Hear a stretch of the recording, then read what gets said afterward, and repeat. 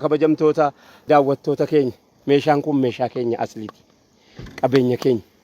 Qabeenya ati irraa baatee hadha hambataati. Mucaan kun kaleessa sangaadhaan qotaa jira. Abbaan isaa sangaadhaan qotaa ture. Akaakuun isaa sangaadhaan qotaa ture.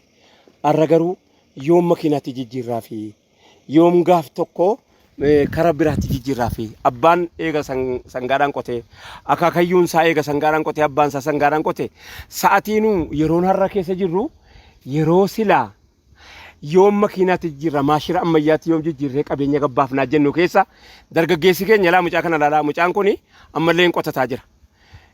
Umriin isaa umrii silaa keessa fiiganii keessa burraaqanii silaa jedhu keessa gindoo abbaarraa fuudheeti waanjoo abbaarraa fuudhee qotataa jira.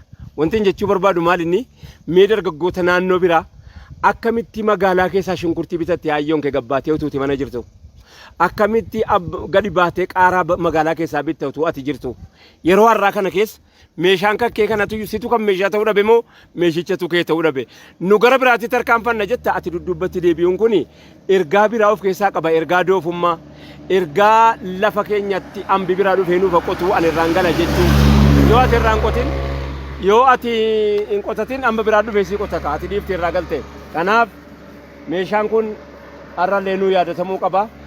Lafti keenyas kunu ammallee lafti keenya margam magarroo kunu akkuma isin argaa jirtan kana lafa bal'aasaa qabna. Ambi dhufee laga tarkaanfatee dhufee nuun qotini yoo ati qotachuu baate garuu kanuma isaa ta'a shakkiin qabdu nagaatti kanuman siidhaa magaalaa ta'uun.